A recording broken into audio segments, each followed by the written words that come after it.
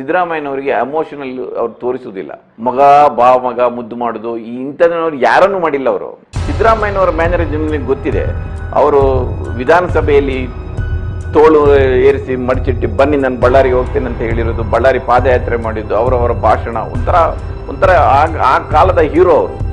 ರಾಕೇಶ್ಗೆ ಅವ್ರಿಗೆ ಪೊಲಿಟಿಕಲ್ ಆಗಿ ಬಹಳ ಆಸಕ್ತರವರು. ಈ ವಾಸ್ ಎ ಪೊಲಿಟಿಷಿಯನ್. ಆದ್ರೆ ತಂದೆ ಅದಕ್ಕೆ ಇವರದೊಂದು ಪ್ರಿನ್ಸಿಪಲ್ ಅದು, ನಾನು ಇರುವವರೆಗೆ, ನಾನು ಚುನಾವಣೆ ನಿವೃತ್ತಿ ಆದ ನಂತರ ನನ್ನ ಮಗ ಬರ್ತಾನೆ, ಅಲ್ಲಿಯವರೆಗೆ ನನ್ನ ಮಗ ಅವಕಾಶ ಇಲ್ಲ ಅಂತ ಓಪನ್ ಆಗಿ ಸಭೆಗಳಲ್ಲಿ ಹೇಳ್ತಾ ಇದ್ರು. ಬಹುಶಃ ಅದು ಒಂದು ನೋವು ರಾಕೇಶ್ಗೆ ಇತ್ತು.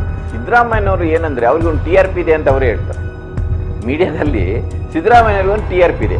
ಅವರ ಮಾತಿನ ಸ್ಟೈಲ್, ಅವ್ರು ಮಾಡೋದು, ಅವರ ಮ್ಯಾನರಿಸಮು, ಅದೆಲ್ಲ ಜನರಿಗೆ ಇಷ್ಟ ಆಗುತ್ತೆ. ಅವರ ಎಮೋಷನ್ ಯಾವತ್ತೂ ಅವ್ರು ತೋರಿಸ್ಕೊಳ್ಳೋದಿಲ್ಲ. ಆದರೆ ಫಸ್ಟ್ ಟೈಮು ರಾಕೇಶ್ನ ಸಾವಾದಾಗ ಅವ್ರು ಸಿಕ್ಕಾಪಟ್ಟೆ ಡಿಸ್ಟರ್ಬ್ ಆಗಿತ್ತು. ರಾಕೇಶ್ ಬಗ್ಗೆ ಮೈಸೂರಲ್ಲಿ ಯಾರ ಹತ್ರ ಹೋಗಿ ಕೇಳಿ, ಭಾಳ ಉದಾರಿ ಅವರು. ಅಂದರೆ ಬಡವರನ್ನು ಕಂಡ್ರೆ, ಮಹಿಳೆಯರನ್ನು ಈ ರೀತಿ ಕಷ್ಟದಲ್ಲಿ ಇರೋರನ್ನ ಕಂಡ್ರೆ ಅವ್ರಿಗೆ ಸಹಾಯ ಮಾಡಬೇಕು, ಎದುರು ನಿಂತು ಮಾಡಬೇಕು, ಕಾನೂನು ಅದು ಇದು. ಆಮೇಲೆ ಸಿದ್ದರಾಮಯ್ಯನವರು ಮುಖ್ಯಮಂತ್ರಿ ಆಗಿದ್ದಾಗ ಅವರು ಹೆಚ್ಚು ಕಡಿಮೆ ಒಂದು 10-18 ಗಂಟೆ ಅದರಲ್ಲಿ ಅವರು ಇನ್ವಾಲ್ವ್ ಆಗಿಬಿಟ್ರು. ಇಲ್ಲ, ಸಿದ್ದರಾಮಯ್ಯನವ್ರಿಗೆ ಏನಾಯ್ತಂದ್ರೆ, ಸಿದ್ದರಾಮಯ್ಯನವರು ಮುಖ್ಯಮಂತ್ರಿ ಆಗಿರೋದೇ ಒಂದು ವಿಶೇಷ ರೀತಿಯಲ್ಲಿ ಆದರು. ಸಾಮಾನ್ಯವಾಗಿ ಕಾಂಗ್ರೆಸ್ ಪಾರ್ಟಿಯಲ್ಲಿ ಹೈಕಮಾಂಡ್ನಿಂದ ನೇಮಕ ಆಗ್ತಾರೆ. ಅಲ್ಲಿಂದ ಕವರಲ್ಲಿ ಒಂದು ಹೆಸರು ಬರುತ್ತೆ, ಅದನ್ನು ಶಾಸಕಾಂಗ ಪಕ್ಷ ಅದನ್ನು ಫಾರ್ಮ್ಯಾಲಿಟಿಗೆ ಒಪ್ಕೊಂಡು ಮಾಡ್ತಾರೆ. ಯಾರ ಹತ್ರ ಕೇಳಿದ್ರು ಯಾರು ಮುಖ್ಯಮಂತ್ರಿ, ಅದು ಶಾಸಕ ಹೈಕಮಾಂಡ್ ಆಯ್ಕೆ ಅಂತ ಒಂದು ಸ್ಟ್ಯಾಂಡರ್ಡ್ ಉತ್ತರ ಇರುತ್ತೆ. ಎಲ್ಲ ರಾಷ್ಟ್ರೀಯ ಪಕ್ಷಗಳು, ಕಾಂಗ್ರೆಸ್ ಪಕ್ಷ ಶುರು ಮಾಡಿದೆ, ಅದು ಉಳಿದವರು ಹಂಗೆ ಮಾಡ್ತಾರೆ, ಅವ್ರನ್ನ ವಿರೋಧ ಮಾಡ್ತಾ ಈಗ ಅವರು ಅದನ್ನೇ ಫಾಲೋ ಮಾಡ್ತಾ ಇದ್ದಾರೆ. ಆದರೆ ಸಿದ್ದರಾಮಯ್ಯ ಅವರ ಮುಖ್ಯಮಂತ್ರಿ ಹೇಗಾದ್ರೆ ಅಂದ್ರೆ, ರಾಹುಲ್ ಗಾಂಧಿ ಬಹಳ ಫ್ರೀ ಹ್ಯಾಂಡ್ ಕೊಟ್ಬಿಟ್ರು. ಶಾಸಕಾಂಗ ಪಕ್ಷ ಯಾರನ್ನ ಆಯ್ಕೆ ಮಾಡುತ್ತೆ ಅವರೇ ಆಗ್ಲಿ ಅಂತ ಹೇಳ್ಬಿಟ್ರು. ಶಾಸಕಾಂಗ ಪಕ್ಷ ಸಿದ್ದರಾಮಯ್ಯನವರನ್ನ ಇದು ಮಾಡಿತು. ಆದ್ರೆ ಸಿದ್ದರಾಮಯ್ಯನವರು ನಾನು ಮೊದಲೇ ಹೇಳಿದಾಗೆ ನಾನು ಮುಖ್ಯಮಂತ್ರಿ ಆಗ್ಬೇಕು ಅಂತ ಅವ್ರು ಹೊರಟವರು ತಯಾರು ಮಾಡಿದ್ದಾರೆ. ತಾನು ಮುಖ್ಯಮಂತ್ರಿ ಆಗ್ಬೇಕಂತ ಡಿಸೈಡ್ ಮಾಡಿದ್ದಾರೆ. ಅವರು 2 ಸಾರಿ ಅಲ್ಲಿ ಕೈ ಕೊಟ್ಟಿದ್ದಾರೆ. ಅದರಿಂದ ಈ ಸಾರಿ ನಂದು ಇದು ಆಗ್ಲೇಬೇಕು ಅಂತ ಅವ್ರು ಕಷ್ಟಪಟ್ಟಿದ್ದಾರೆ. ಬಳ್ಳಾರಿ ಪಾದಯಾತ್ರೆ ಅದೆಲ್ಲ ಮಾಡಿದಾಗ ಅವರಿಗೆ ಒಂದು ಆ ಇಮೇಜ್ ಒಂದು ಬಿಲ್ಟ್ ಆಗ್ಬಿಟ್ಟು, ಅದರಿಂದ ಅವರಿಗೆ ಯಾವಾಗಲೂ ಹೈಕಮಾಂಡ್ ಬಹಳ ಸ್ಟ್ರಾಂಗ್ ಆಗಿದ್ದಾಗ ಕ್ಯಾಬಿನೆಟ್ ಫಾರ್ಮೇಶನ್ ಮತ್ತೊಂದು ಚೀಫ್ ಮಿನಿಸ್ಟರ್ ಬಹಳ ಕಷ್ಟ ಬಂದ ರೀತಿ. ಆದ್ರೆ ಹೈಕಮಾಂಡ್ ಆ ಕಾಲದಲ್ಲಿ ಸ್ವಲ್ಪ ಲಿಬರಲ್ ಆಗಿತ್ತು. ಆಗ ರಾಹುಲ್ ಗಾಂಧಿ ಇನ್ನು ಎಸರ್ಟ್ ಮಾಡ್ತಿದ್ದ ಕಾಲ. ಅದರಿಂದ ಇವರಿಗೆ ಕ್ಯಾಬಿನೆಟ್ ಫಾರ್ಮೇಶನ್ ಅಂತ ದೊಡ್ಡ ಸಮಸ್ಯೆ ಏನಾಗ್ಲಿಲ್ಲ. ಸಮಸ್ಯೆ ಆಗಿರೋದು ಎಲ್ಲಿ ಅಂದ್ರೆ, DK ಶಿವಕುಮಾರ್ ಮತ್ತು ರೋಷನ್ ಬೇಗ್ ಇವರಿಬ್ಬರನ್ನು ಕ್ಯಾಬಿನೆಟ್ಗೆ ಸೇರಿಸಲಿಲ್ಲ. ಅವರ ಫಸ್ಟ್ ಕ್ಯಾಬಿನೆಟ್ ಅಲ್ಲಿ DK ಶಿವಕುಮಾರ್ ಇರಲಿಲ್ಲ, ರೋಷನ್ ಬೇಗ್ ಇರಲಿಲ್ಲ. ಬೇರೆ ಬೇರೆ ಕಾರಣಕ್ಕಾಗಿ, ಅದು ಏನ್ ಕಾರಣ ಅಂತ ಹೈಕಮಾಂಡ್ ಮತ್ತು ಅವರಿಗೆ ಗೊತ್ತು. ಅದರಿಂದ ಅದು ಒಂದು ರಿಫ್ಟ್ ಬಿಟ್ರೆ, ಆಮೇಲೆ ಇನ್ನೊಂದು ಪ್ರಾಬ್ಲಮ್ ಏನಾಯ್ತಂದ್ರೆ, ಕುರುಬ ಸಮುದಾಯದಲ್ಲಿ ಯಾರೂ ಕೂಡ ಸಚಿವರಾಗಲಿಲ್ಲ. 8-9 ಮಂದಿ ಶಾಸಕರಿದ್ರು. ಇದು ಕೂಡ ಬಹುಶಃ ನನ್ನ ಪ್ರಕಾರ ಇಡೀ ದೇಶದ ರಾಜಕೀಯದಲ್ಲಿ ಇದೊಂದು ವಿಶೇಷವಾದದ್ದು. ಯಾವುದಾದ್ರೂ ಮುಖ್ಯಮಂತ್ರಿ ಅವನ ಜಾತಿಯವರು ಶಾಸಕಾಂಗ ಪಕ್ಷದಲ್ಲಿ ಇದ್ದು ಅವರನ್ನು ಮಂತ್ರಿ ಮಾಡದೇ ಇದ್ದ ಉದಾಹರಣೆಗಳು ಎಲ್ಲೂ ಇಲ್ಲ. ಆದ್ರೆ ಸಿದ್ದರಾಮಯ್ಯನವರ ಆದಾಗ ರೇವಣ್ಣನಂತ ಸೀನಿಯರ್ಗಳು ಎಲ್ಲರೂ ಇದ್ರು ಕೂಡ ಯಾರನ್ನು ಸಚಿವರನ್ನಾಗಿ ಅವರು ಮಾಡಲಿಲ್ಲ. ಇವರದು ನಿಲುವೇನಂದ್ರೆ, ನಾನೇ ಮುಖ್ಯಮಂತ್ರಿ ಇದ್ದೇನಲ್ಲ, ಏನಾಗ್ಬೇಕು ಮಾಡುವಂತ.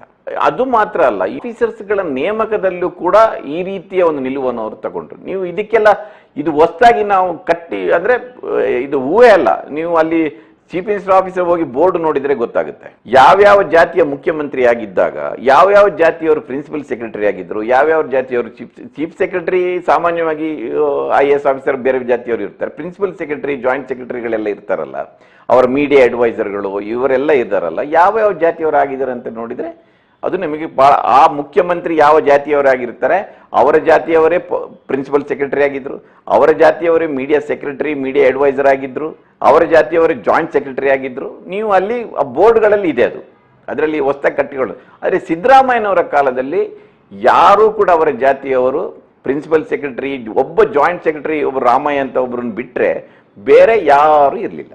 ಅದರಿಂದಾಗಿ ಅದೇ ಡಿಸ್ಕಂಟೆಂಟ್ ಇತ್ತು, ನಮ್ಮ ಜಾತಿಯವರಿಗೆ ಯಾರನ್ನು ಆಫೀಸರ್ಸ್ ಮಾಡಲಿಲ್ಲ ಇದು ಕುರುಬ ಸಮುದಾಯದಲ್ಲಿ. ಸೊ ಇವರು ಮಿನಿಸ್ಟರ್ ಕೂಡ ಮಾಡಲಿಲ್ಲ. ಸೊ ಅದು ಸ್ವಲ್ಪ ಈಗ ವಿಶ್ವನಾಥ್ ಇದ್ರು, ರೇವಣ್ಣ ಇದ್ರು, ಇವರೆಲ್ಲ ಇದು ಒಂದು ಕಾಲದಲ್ಲಿ ಒಂದು ಹಂತದಲ್ಲಿತ್ತು. ಉಳಿದಾಗೆ ನನ್ನ ಪ್ರಕಾರ ಸಿದ್ದರಾಮಯ್ಯನವರದ್ದು ಒಂದೇನಂದ್ರೆ, ಸಿದ್ದರಾಮಯ್ಯನವರ ಅವರ ಎಮೋಷನ್ ಅನ್ನು ಯಾವತ್ತೂ ಅವರು ತೋರಿಸ್ಕೊಳ್ಳೋದಿಲ್ಲ. ಆದರೆ ಫಸ್ಟ್ ಟೈಮು ರಾಕೇಶ್ನ ಸಾವಾದಾಗ ಅವ್ರು ಸಿಕ್ಕಾಪಟ್ಟೆ ಡಿಸ್ಟರ್ಬ್ ಆಗ್ಬಿಟ್ಟು. ಅಲ್ಲ, ರಾಕೇಶ್ ಅವರು ಯಾವುದೋ ಫಾರಿನ್ಗೆ ಹೋಗಿದ್ರು. ರಾಕೇಶ್ ಹೆಂಗೆ ಅಂದ್ರೆ ಸಿದ್ದರಾಮಯ್ಯನವ್ರದ್ದು ಅವರು ಬಹಳ ಓಪನ್ ಆಗಿ ಹೇಳ್ತಾ ಇದ್ರು, ನಾನು ಇರುವವರೆಗೆ ನನ್ನ ಮಗ ಶಾಸಕ ಚುನಾವಣೆಯಲ್ಲಿ ಸ್ಪರ್ಧಿಸುವುದಿಲ್ಲ ಅಂತ ಓಪನ್ ಆಗಿ ಹೇಳ್ತಾ ಇದ್ರು ಅವರು. ರಾಕೇಶ್ಗೆ ಅವ್ರಿಗೆ ಪೊಲಿಟಿಕಲ್ ಆಗಿ ಬಹಳ ಆಸಕ್ತರು ಅವರು. ಈ ವಾಸ್ ಎ ಪೊಲಿಟಿಷಿಯನ್. ಆದ್ರೆ ತಂದೆ ಅದಕ್ಕೆ ಇವರದೊಂದು ಪ್ರಿನ್ಸಿಪಲ್, ಅದು ನಾನು ಇರುವವರೆಗೆ, ನಾನು ಚುನಾವಣೆ ನಿವೃತ್ತಿ ಆದ ನಂತರ ನನ್ನ ಮಗ ಬರ್ತಾನೆ, ಅಲ್ಲಿಯವರೆಗೆ ನನ್ನ ಮಗ ಅವಕಾಶ ಇಲ್ಲ ಅಂತ ಓಪನ್ ಆಗಿ ಸಭೆಗಳಲ್ಲಿ ಹೇಳ್ತಾ ಇದ್ರು. ರಾಕೇಶ್ ಅಂದ್ರೆ ಜನರ ಸಾರ್ವಜನಿಕ ಜೀವನದಲ್ಲಿ ಇನ್ವಾಲ್ವ್ ಆದವರು. ರಾಕೇಶ್ ಯಾವತ್ತು ತಂದೆ ಎದುರಿಗೆ ಬಹಳ ಧೈರ್ಯದಿಂದ ಬಂದು ನಿಂತು ಮಾತಾಡಿದ್ದು ಏನೋ ನಾನು ನೋಡಿಲ್ಲ. ಬಹಳ ಹೆದರುವರು ಅವರು. ಅವರ ಕ್ಷೇತ್ರದಲ್ಲಿ, ಅವರೀಗ ಚಾಮುಂಡೇಶ್ವರಿ ಕ್ಷೇತ್ರದಲ್ಲಿ ತಂದೆ ರೆಪ್ರೆಸೆಂಟೇಟಿವ್ ವರ್ಣದಲ್ಲಿ ಇದ್ರಲ್ಲ, ವರ್ಣದಲ್ಲಿ ಇವರು ಹೋಗಿ ಅಲ್ಲಿ ಕೆಲಸ ಮಾಡ್ತಾ ಇದ್ರು. ಇಲ್ಲೂ ಅವ್ರದ್ದೇನೋ ಬಿಸ್ನೆಸ್ ಮಾಡಿಕೊಂಡು ಅವರಿದ್ರು. ಚೆನ್ನಾಗಿತ್ತು. ಅವರು ಸಿದ್ದರಾಮಯ್ಯನವರಿಗೆ ಸಾಮಾನ್ಯವಾಗಿರುತ್ತೆ, ಯಾರೊಬ್ಬ ತಂದೆಗೆ ತುಂಟ ಮಗ ಎಲ್ಲೋ ಒಂದು ಕಡೆ ಇಷ್ಟ ಆಗ್ತಾನೆ, ಅದೊಂದು ಇರುತ್ತೆ ಅದು. ಯಾಕೆಂದ್ರೆ ಬಹಳ, ಈಗ ನೀವು ರಾಕೇಶ್ ಬಗ್ಗೆ ಮೈಸೂರಲ್ಲಿ ಯಾರ ಹತ್ರ ಹೋಗಿ ಕೇಳಿ, ಬಹಳ ಉದಾರಿ ಅವರು. ಅಂದ್ರೆ ಬಡವರನ್ನ ಕಂಡ್ರೆ, ಮಹಿಳೆಯರನ್ನ ಈ ರೀತಿ ಕಷ್ಟದಲ್ಲಿ ಇರೋರನ್ನ ಕಂಡ್ರೆ ಅವ್ರಿಗೆ ಸಹಾಯ ಮಾಡಬೇಕು, ಎದುರು ನಿಂತು ಮಾಡಬೇಕು, ಕಾನೂನು ಅದು ಇದು, ಆಮೇಲೆ ಅವ್ರಿಗೆ ಹೆಲ್ಪ್ ಮಾಡ್ಬೇಕು ಅನ್ನೋದೊಂದು ಇರುತ್ತೆ, ಸಾಮಾನ್ಯ ರಾಜಕಾರಣಿಗಳಿಗೆ ಅದು ಇರುತ್ತೆ. ಸೊ ಅಂತ ಒಂದು ಗುಣ ರಾಕೇಶ್ ಅವರಿಗಿತ್ತು. ರಾಕೇಶ್ ಅವರನ್ನು ಇಷ್ಟಪಡ್ತಾ ಇದ್ರು, ಅದರ ಬಗ್ಗೆ ಏನು ಡೌಟ್ ಇಲ್ಲ. ಆದ್ರೆ ರಾಕೇಶ್ ಅವರಿಗೆ ಬಹುಶಃ ಚುನಾವಣೆಯಲ್ಲಿ ಸ್ಪರ್ಧೆ ಮಾಡ್ಬೇಕಂತ ಇತ್ತು. ಇವರದೊಂದು ಪ್ರಿನ್ಸಿಪಲ್ ಆಗಿ ಅದನ್ನು ಇವರು ನನ್ನ ನಿವೃತ್ತಿ ನಂತರ ನೀನು ಬರಬೇಕು ಅನ್ನೋದೊಂದಿತ್ತು. ಸಿದ್ದರಾಮಯ್ಯನವರಿಗೆ ಎಮೋಷನಲ್ ಅವ್ರು ತೋರಿಸುವುದಿಲ್ಲ. ಮಗ ಮುದ್ದು ಮಾಡುದು ಇಂಥದನ್ನವ್ರು ಯಾರನ್ನು ಮಾಡಿಲ್ಲ ಅವರು. ಸಿದ್ದರಾಮಯ್ಯನವರ ಗುಣ ಏನೇ ಅಂದ್ರೆ ನೀವು ಅವ್ರನ್ನ ಅರ್ಥ ಮಾಡ್ಕೊಳ್ಬೇಕು.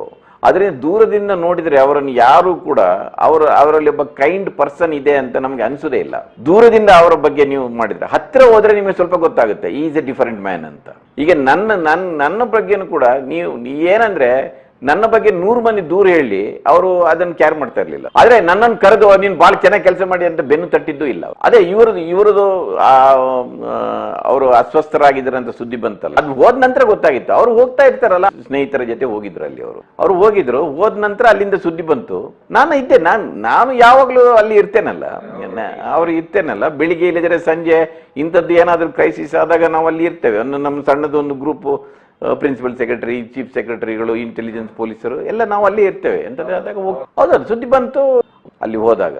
ಸೊ ಅಲ್ಲಿ ಹಾಸ್ಪಿಟಲೈಸೇಷನ್ ಆದ್ರು, ಅದು ಸ್ವಲ್ಪ ಸೀರಿಯಸ್ ಆಗಿದೆ ಅಂತ ಬಂತು. ಸಡನ್ ಇವರು ಇಲ್ಲಿಂದ ಹೊರಡ್ಲಿಕ್ಕೆ ತಯಾರಿ ಆಯ್ತು. ಟ್ರೀಟ್ಮೆಂಟ್ ನನ್ನ ಪ್ರಕಾರ ಚೆನ್ನಾಗಿ ಸಿಕ್ಕಿತ್ತು ಅವರಿಗೆ. ಟ್ರೀಟ್ಮೆಂಟ್ ಏನು ಸಮಸ್ಯೆ ಏನಾಗಲಿಲ್ಲ. ಬಟ್ ಆಗಲೇ ಅವರದ್ದು ಹೆಲ್ತ್ ಭಾಳ ಡಿಟೋರಿಯೇಟ್ ಆಗಿತ್ತು ಕಾಣಬೇಕು. ಅವರನ್ನು ಅಲ್ಲಿಂದ ಇಲ್ಲಿ ತರಲಿಕ್ಕೆ ಏನು ಪ್ರಯತ್ನ ನನ್ನ ಪ್ರಕಾರ ನಡೆದಿಲ್ಲ. ಅಲ್ಲಿಯೇ ಒಳ್ಳೆ ಟ್ರೀಟ್ಮೆಂಟ್. ಅಂದರೆ ಇವರು ಮುಖ್ಯಮಂತ್ರಿ ಆದಾಗ ಅವರದ್ದೊಂದು ನೆಟ್ವರ್ಕ್ಗಳೆಲ್ಲ ಇರುತ್ತೆ. ಅದರಿಂದ ಅಲ್ಲಿದ್ದವರು, ಆ ದೇಶದಲ್ಲಿದ್ದವರು ಅವರೆಲ್ಲ ಹೆಲ್ಪ್ ಮಾಡಿದ್ರು, ಅವರಿಗೆ ಎಲ್ಲ ಮಾಡಿದ್ದಾರೆ. ಇವರು ಹೋದರು. ಬಟ್ ಆಗಲೇ ಅದು ಬಹುಶಃ ಸೀರಿಯಸ್ ಆಗಿಬಿಟ್ಟಿತ್ತು. ಅದರಿಂದ ಏನು ಮಾಡೋ ಸ್ಥಿತಿಯಲ್ಲಿ ಇರಲಿಲ್ಲ. ಸಿದ್ದರಾಮಯ್ಯನವರು ಬಹಿರಂಗವಾಗಿ ಹತ್ತದ್ದು ಡೆಡ್ ಬಾಡಿ ಬಂದ ನಂತರನೇ. ಆಮೇಲೆ ಅವರ ಮನೆಯವರು ಏನಂತ, ಸಿದ್ದರಾಮಯ್ಯ ಗೊತ್ತಲ್ಲ, ಸಿದ್ದರಾಮಯ್ಯನವ್ರ ಫ್ಯಾಮಿಲಿಯನ್ನು ಕಂಪ್ಲೀಟ್ ರಾಜಕಾರಣದಿಂದ ದೂರ ಇಟ್ಟಿದ್ರು. ನಾನು ಎಲ್ಲೋ ಒಂದು ಗ್ಲಾನ್ಸ್ ಮಾಡಿರ್ಬೋದು ಅವರ ಶ್ರೀಮತಿಯವರನ್ನು. ನಾನು ಅವರನ್ನು ಯಾವತ್ತು ಎದುರಿದ್ರು ನೋಡಿಲ್ಲ, 10 ವರ್ಷ ಇದ್ರು. ಅದರಿಂದ ಆಮೇಲೆ ಸಿದ್ದರಾಮಯ್ಯನವ್ರಿಗೆ ಅವರು ಆ ಸುದ್ದಿ ಕೇಳಿ ಮುಖ ಸಣ್ಣದು ಮಾಡಿರೋದು, ಬೇಸರ ಆಗಿರೋದು ಎಲ್ಲ ಗೊತ್ತು. ಬಟ್ ಹತ್ತು ಕರೆದು ಏನು ಮಾಡಿಲ್ಲ. ಈ ವಾಸ್ ವೆರಿ ನಾರ್ಮಲ್. ಹೌದು, ರಾತ್ರಿ ಇದ್ರು, ಬೆಳಗಿನ ಫ್ಲೈಟ್ ಅವ್ರಿಗೆ ರೆಡಿ ಆಯ್ತು, ಪ್ಯಾಸೆಂಜರ್ ವಿಮಾನದಲ್ಲಿ ಹೋದ್ರು ಅವರು. ಆಗ ಅವರ ಮಿಸಸ್ ಹೋದ್ರು, ಅವ್ರ ಮಗ ಹೋಗಿದ್ದಾನೆ ಕಾಣಬೇಕು, ಮತ್ತೆ ಪ್ರಿನ್ಸಿಪಲ್ ಸೆಕ್ರೆಟರಿ ಹೋದ್ರು, ಆತಿಕ್ ಹೋದ್ರು. ಇಲ್ಲೂ ಕೂಡ ಉದಾಹರಣೆ ಇದ್ದೀವಿ. ನನಗೆ ಆ ಕಾಲದಲ್ಲಿ ಒಂದು ಸರ್ಪ್ರೈಸ್ ಫೋನ್ ಜಗದೀಶ್ ಶೆಟ್ಟರ್ ಕಡೆಯಿಂದ ಬಂತು ಒಂದು. ಅವರು ಅಂದ್ರೆ ನಾನು ನೋಡಿ, ಪಾಲಿಟಿಕ್ಸ್ ಬೇರೆ, ಪಾಲಿಟಿಕ್ಸ್ ಬಿಟ್ಟು ಒಂದು ಮಾನವೀಯ ಸಂಬಂಧಗಳೇನಿರುತ್ತೆ ನೋಡಿ, ಅದು ಜಗದೀಶ್ ಶೆಟ್ಟರ್ ಅಲ್ಲಿ ಒಬ್ಬರು ಬಂಗೇರ್ ಅಂತ ಇದ್ದಾರೆ, ಅವರ PS ಎಲ್ಲ ಆಗಿದ್ದವರು. ಅವರು ಫೋನ್ ಮಾಡಿ ಇಲ್ಲಿ ಯಾರೋ ಬೆಂಗಳೂರಲ್ಲಿ ಯಾವ್ದು ಡಾಕ್ಟರ್ ಹೆಸರೆಲ್ಲ ಹೇಳಿ ಅಲ್ಲಿ ಅದಕ್ಕೆ ಒಳ್ಳೆ ಟ್ರೀಟ್ಮೆಂಟ್ ಕೊಡ್ತಾರೆ, ನೀವು ಅವ್ರಿಗೆ ಹೇಳಿ ಮುಟ್ಟಿಸಿ ಅಂತ ಇಂಥದ್ದೆಲ್ಲ ಫೋನ್ಗಳು ಬರ್ತಾ ಇತ್ತು. ನಾನು ಅದನ್ನು ಇಲ್ಲಿಂದ ಪ್ರಿನ್ಸಿಪಲ್ ಸೆಕ್ರೆಟರಿ ಮೂಲಕ ಅಲ್ಲಿ ಪಾಸ್ ಮಾಡ್ತಾ ಇದ್ದೆ ಅದನ್ನು. ಬಟ್ ಅದು ಅಲ್ಲಿಂದ ಅವರ ಸರ್ವ ಸ್ಥಿತಿಯಲ್ಲಿ ಇರಲಿಲ್ಲ. ಆಗಲೇ ಅದು ಕೈತಪ್ಪಿ ಹೋಗಿತ್ತು ಕಾಣಬೇಕು. ಅದರಿಂದ ಆಮೇಲೆ ಡೆಡ್ ಬಾಡಿ ಬಂತು ಅಷ್ಟೇ. ಇಲ್ಲ ಸ್ಪೆಷಲ್ ಫ್ಲೈಟ್ ಬಂತು ಕಾಣಬೇಕಾದ್ರೆ ಆ ದೇಶ. ಇಲ್ಲ, ನನ್ನ ಪ್ರಕಾರ ಸರ್ಕಾರ ಬೇರೆ ಮಾಡಿಲ್ಲ. ಅಲ್ಲಿಂದ ಮತ್ತೆ ಅದು ಹೆಲಿಕಾಪ್ಟರಲ್ಲಿ ಇಲ್ಲಿ ತಂದರು ಮೈಸೂರಿಗೆ. ನಾನು ಮಾಧ್ಯಮ ಸಲಹೆಗಾರನಾಗಿ ನೇಮಕ ಆದ ಕೂಡಲೇ ನಾನೊಬ್ಬ ನನಗೆ ಒಂದು ಪತ್ರಕರ್ತನ ಒಂದು ಪರ್ಸನಾಲಿಟಿ ಏನಿರುತ್ತೆ, ನನಗೊಂದು ಒಂದು ಗುರುತು ಏನಿರುತ್ತೆ, ಐಡೆಂಟಿಟಿ ಏನಿರುತ್ತೆ, ನಾನು ಅದನ್ನು ಕಳ್ಕೊಳ್ತೇನೆ ಅಂತ. ಅಂದ್ರೆ ನಾನು ಯಾವುದು ಜನರ ನೆನಪಲ್ಲಿ ಉಳಿದವನು ನಾನು ಕಂಟಿನ್ಯೂಸ್ ಆಗಿ.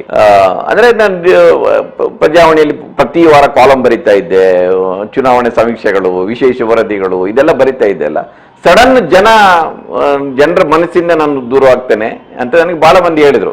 ನೀನು ಇನ್ನು 5 ವರ್ಷ ಮುಗಿಸಿ ಬಂದ್ರೆ ಜನ ನಿಮ್ಮನ್ನು ಮರೆತು ಬಿಡ್ತಾರೆ ಅಂತ. ನನ್ನ ಕೆಲಸ ಮಾಧ್ಯಮ ಸಲಹೆಗಾರದಿತ್ತು.